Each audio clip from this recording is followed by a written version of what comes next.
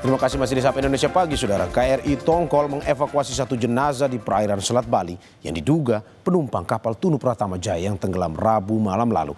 Jenazah dibawa ke Rumah Sakit Blambangan untuk identifikasi. Tim mengevakuasi jenazah seorang laki-laki di perairan Selat Bali yang diduga merupakan penumpang KMP Tunu Pratama Jaya. Jenazah ditemukan 6 mil laut atau sekitar 11 km dari tenggelamnya kapal. Jenazah dievakuasi menggunakan perahu karet lalu dipindahkan ke atas KRI Tongkol milik TNI AL. TNI Angkatan Laut juga mengirim KRI Spika yang dilengkapi teknologi pemindai bawah air.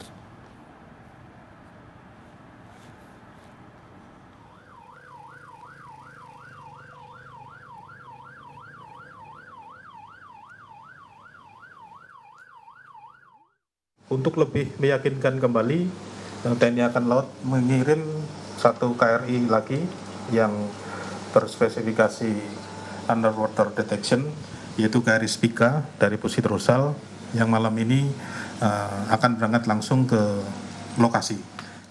Terkait dari penemuan jenazah, ini menjadi evaluasi bagi kita, terutama unsur-unsur yang di laut, karena jenazah tadi ditemukan posisinya 5,7 sampai 6 nautical mile dari posisi duga awal, sehingga masih dalam radius 6 nautical mile.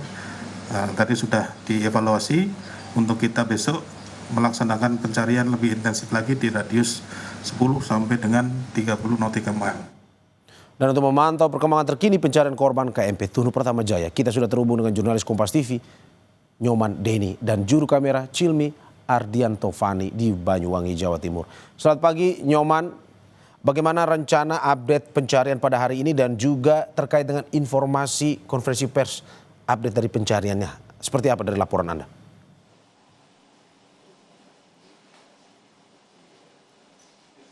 Ya Mario, upaya pencarian yang dilakukan oleh tim Basarnas dan tim dari TNI Polri hari ini memasuki hari kelima.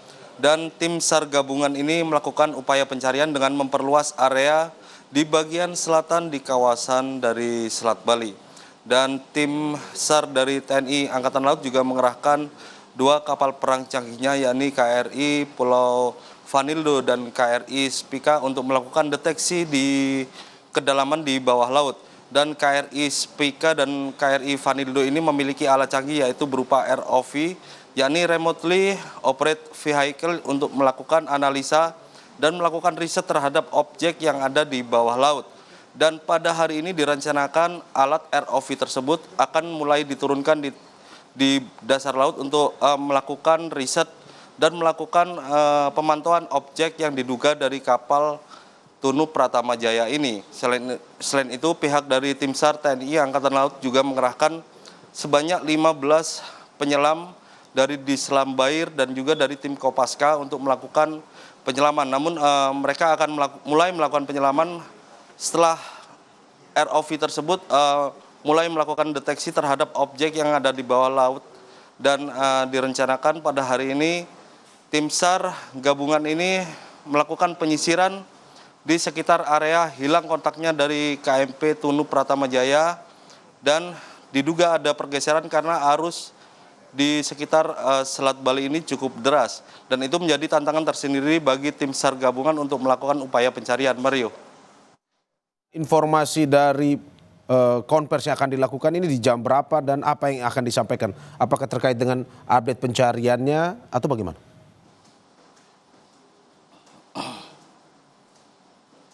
Baik, untuk konferensi pers dari tim SAR gabungan ini baru selesai dilaksanakan di posko di Pelabuhan Ketapang Banyuwangi, dan dari konferensi tersebut tim SAR gabungan telah melakukan evaluasi terkait upaya pencarian yang dilakukan pada hari Minggu kemarin.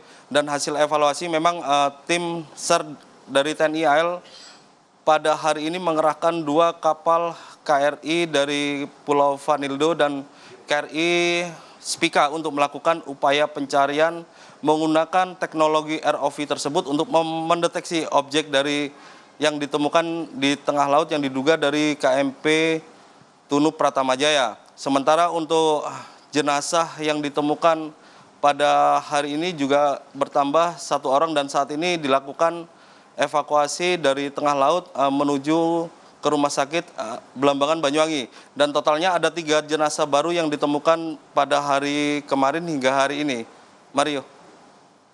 Oke, berarti identifikasi dan juga evakuasi sedang dilaksanakan untuk mengetahui apakah ini memang betul korban dari Tunu Jaya Pratama atau tidak. Terima kasih Nyoman Dedi dan juga juru kamera Cilmi Ardiantovani atas laporannya. Selamat bertugas kembali.